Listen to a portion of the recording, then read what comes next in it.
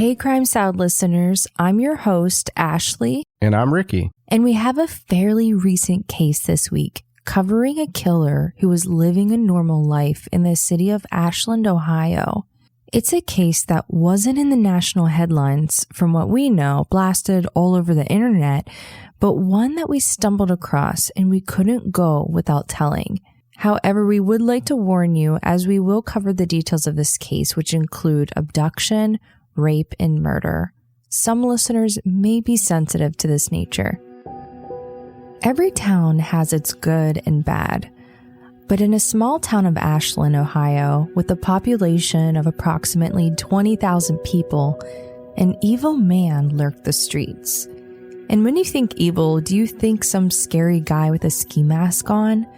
Well, it was someone who appeared to be that same guy who held the door open for you last time, or that one you saw sitting in traffic or walking past you along the street, just an everyday person. This case will really show us that you can't trust people. Well, this man was named Shawn Grate, and he was 41 years old, committed 5 murders since 2006, to when he was finally arrested in 2016, where he was given the death penalty. And his explanation behind all of this: he said he felt it was necessary to protect society. It all began with a 911 call on September 13th, 2016, lasting about 15 to 20 minutes until police finally arrive. After what probably felt like hours to the girl who called, she was being held captive by a man who was watching her every move, keeping her tied up and under his control. And we definitely wanted to share this police call with you. And because it is a 20-minute phone call recording, we did shorten it. If you'd like to hear the full version, you can always go to our website. 911, what is the address to your emergency? By the 4th Street Laundromat. What is it? 4th Street Laundromat. What's the problem? I've been abducted. What's your name? How do you spell your last name?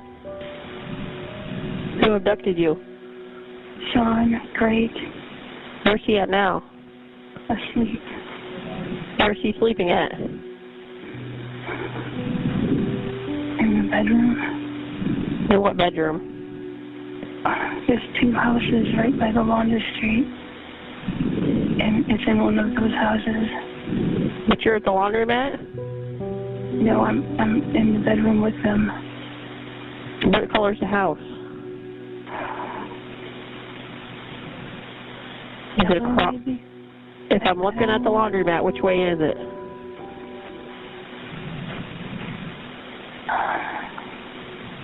If you're looking in the laundromat, it's going on the left of the 2. You don't know what color the house is? Yellow. Please hurry. So this was the beginning of the call, where the young woman seems to be talking in a quiet, almost calm voice to the dispatcher in almost one-word answers, where the dispatcher seems like she's more in a panic, asking question after question, getting as much information as she can. But some of the questions don't even seem relevant. And of course, asking about where she is, well, yeah, that makes sense. But she asked her questions about his hair color, what he's wearing. And I can kind of sense that the girl on the phone just wanted to say, who cares what he looks like? I'm in danger. Get me out of here. But being that she's in the same room as this guy, she had to remain calm. I mean, she did a really good job, though. She was such a trooper. But one thing that I think is a little strange is the dispatcher didn't really put it together until the middle of the call that she was actually in the room with this guy. She was a couple feet from him. Are you injured? A little. Is there any way you can get out of the building? I don't know without waking him, and I'm scared. Is there a bathroom in the house? Well, his bedroom is closed, and he made it so it would make noise. And if you told him you had to go to the bathroom, he would do something to you? Yeah, because he had me tied up. Are you tied up now? Well, Well, yeah, but I kind of freed myself. If you think you can get out, you need to get out. Not unless they were right here. He would hear me catch me and he's strong. Can you get out of the house? Locked. It's locked. Are you at the door? Yeah, I am. She's at the door. You're on the door to the right-hand side of the house. Yeah. She's at the door on the right side of the house. She got out of the bedroom.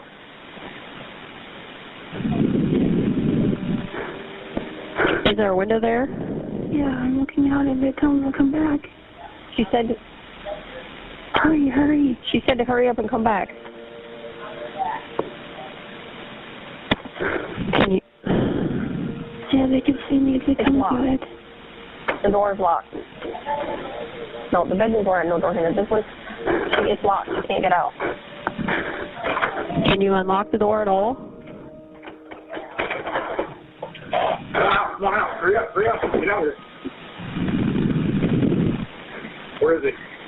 Bedroom sleeping. Still sleeping? Yeah. Okay, they have her. He went unarmed. He's unarmed? Yeah. All right. You need to go. Hang back.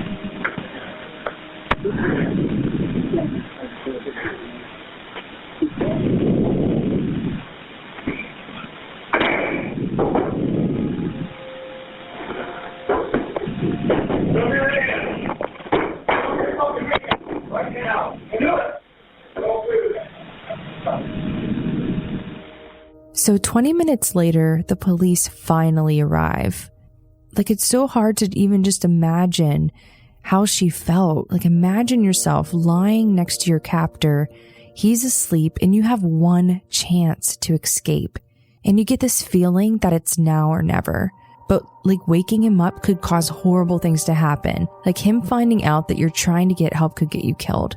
But at that point in time, what more do you have to lose? You've been raped, tased, beaten, restrained, and told you were going to die.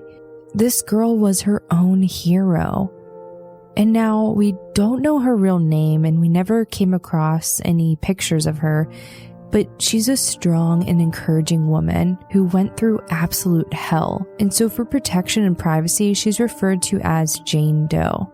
And just to reflect here on what she actually went through, she had bruises all over her body. She was sexually assaulted.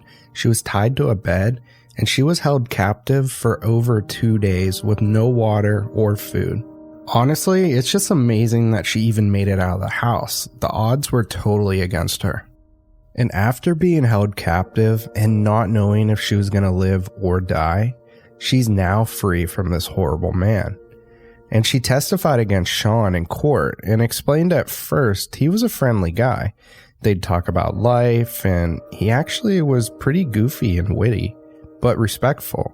She was a religious young woman who met Shawn over the summer of 2016 while she was walking to the Croc Center.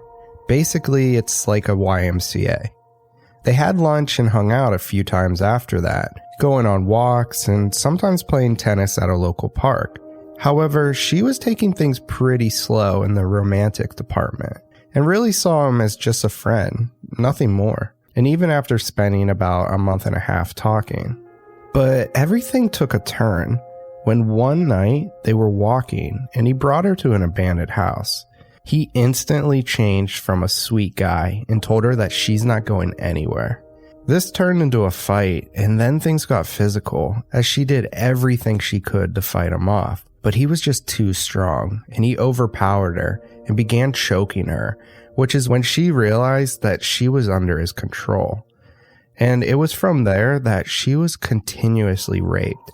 She was tied up and even sometimes in weird positions to where she wasn't able to move at all, even being restrained by her neck. He controlled her every move. Even if she had to go to the bathroom, he came with her. How she made that 911 call and getting out of there is seriously just amazing. She's such an extremely brave person. And I feel like she recognized an opportunity to escape and she just took it. He forced her to take muscle relaxers. He told her that this would help her relax, and then he would have his way with her.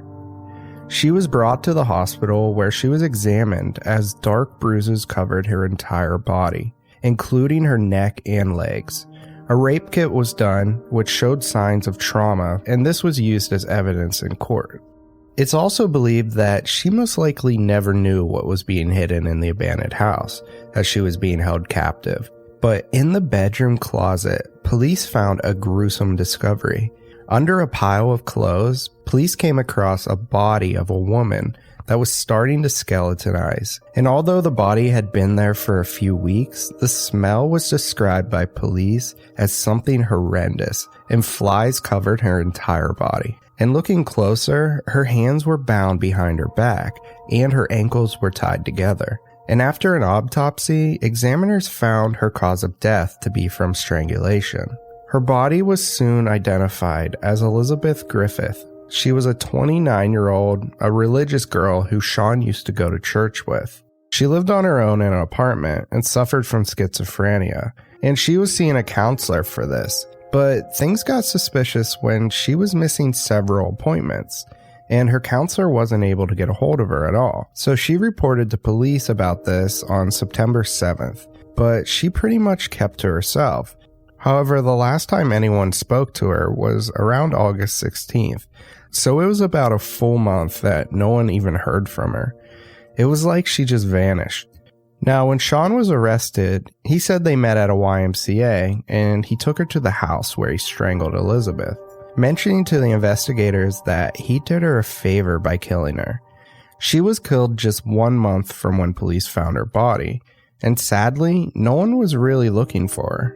And when police continued to do a full search of the abandoned house, they came across a second body, who was found in the basement.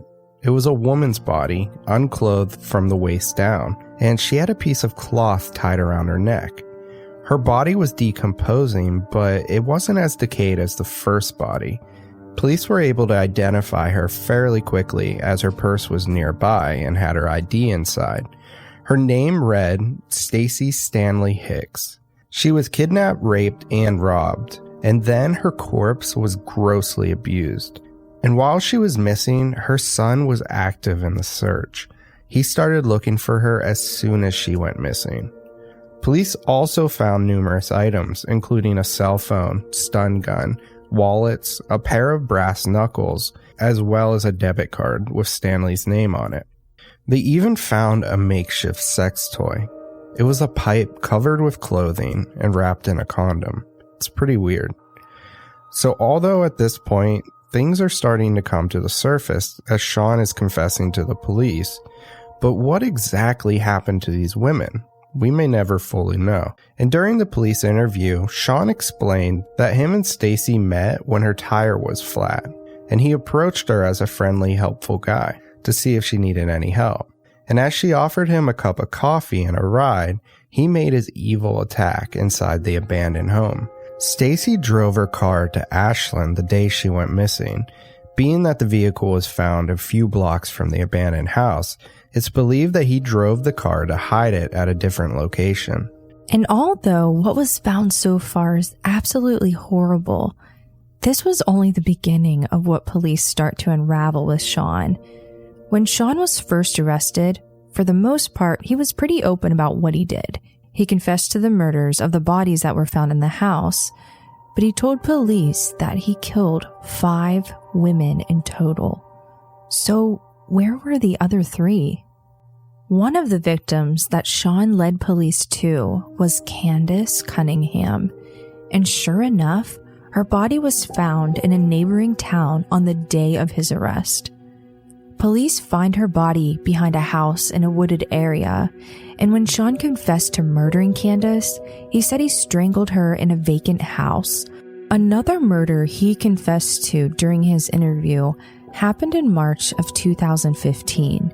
A girl named Rebecca Lisi. Her body was found in March in the woods, and her death was originally assumed a drug overdose, and it's believed she died on the 16th of March. According to the original death certificate, her cause of death was pending. And her family even believes that her death was definitely related to her drug problem. But what's weird is she was telling people that she was scared for her life shortly before she went missing. She was living on the streets as a prostitute and a drug addict. And of course, that would be a scary way to live. Now, according to the family and the people she was associated with, they all knew that she did talk to Shawn Grate, but they still don't believe that he had anything to do with her death. They knew each other because they both were living on the streets, basically homeless, living in vacant homes. But ever since this interview with police, Shawn claims that he strangled her after she stole $4 from him at a bar. $4, that's just crazy. And during this interview, after the murder, he explained that he drove her body, which was stuffed in a bag, and dumped it in a wooded area. Which, I get what the family is saying because she was definitely heavy into drugs, but I can't seem to understand why Shawn would claim that he killed her if he didn't. And the family is still believing that Shawn had nothing to do with this. I mean, maybe Shawn is looking for that sort of attention that he wasn't already getting. But ever since his confession during this interview, police have reopened the investigation into Rebecca's death. Now, for this final victim, Shawn mentions it was his first murder. He was having a hard time remembering what her name was, saying it starts with a D. It was either Diana, Diane, or Dana. And then it came to him that it was for a fact Dana. He remembers that she was trying to sell him magazines when he felt it was a scam because his mom wasn't receiving her subscription that she ordered from her a while ago. And this is the most mysterious one of them all. In Marion County, Ohio, female skeletal remains were found when a man was collecting scrap metal. He came across a skull at a dump site off a road called Victory Road, which is north of Marion. And from there, it was a bit of a search to put a name to these remains, to this body that has been in this field for about 1 to 5 years. She remained unidentified for 12 years until 2019, and the whole time she was referred to as Jane Doe. To try to find out who this body was, there were multiple forensic sketches and a clay model that was built, and in January 2018, isotope analysis was done, indicating that she was likely from the southern United States, possibly born in Mississippi, Louisiana, Alabama, or Florida, maybe Georgia. Which, if you're not too familiar with isotope testing, it's pretty fascinating. In short, basically, researchers are able to determine where a person lived based on that geographic area. And it's based on the temperature and the climate, and also the metals in the water that someone would drink, which is used to measure the isotopes in the body. Basically, you are what you eat. And really, it wasn't until June 2019, 3 years after Shawn confessed to this murder, when the DNA Doe Project identified the body as Dana Nicole Lowry, who was 23 and born in Minden, Louisiana. Dana had 2 daughters, aged 1 and 5 at the time of her death, and she was actually separated from her husband. However, when police reached out to the family once they had a name to this body, the children didn't take the news too hard. I mean, her mom has been missing for 12 some years, and the youngest one doesn't remember her at all, and the older one barely remembers her. Shawn was once married to a woman named Amber Bowman. They divorced after being married for only a year and had a daughter together. And in an interview with Dr. Phil, she went on to tell a heartfelt story of how the two were happily married at a time and how they met in church. The two immediately hit it off, and they were married after only 4 months of dating. She went on to say that Shawn was loving, caring, and attentive, but eventually he turned very dark, and he would often disappear at odd hours of the night or in the day. He also tried to isolate Amber from her family. And after finding out that Shawn had been cheating on her, she decided that she had no other choice than to kick him out of the house and end their marriage. And shortly after this, Shawn was beginning to get very aggressive, sending Amber threatening messages relating to their daughter and Amber's family. He told Amber that if he doesn't get to see his daughter, then no one will. And after this, Amber had to get a restraining order against Shawn. Another thing that I think is strange is Shawn wrote 2 letters to News 5 Cleveland's Megan Hickey. In his letters, he spoke about all 5 victims, and he even gave a motive to why he did it. In order to verify his identity, he sent the original copy of his indictment number, and he also traced his left hand and signed the document. I'm not really sure why he was so diligent about proving his identity to Megan, but he definitely didn't want there to be any question that these letters came from him. The letters were 3 sheets of paper, with very sloppy cursive writing. And in these letters, he went on to explain a strange conspiracy theory about how the people he killed were already dead, and that the government assistance program took their minds. He clearly stated that once they got onto government assistance and started receiving checks, the government would take their minds. Another strange part of these letters is that Shawn used Bible verses throughout all of the letters, verses from the book of Revelations and Hebrews.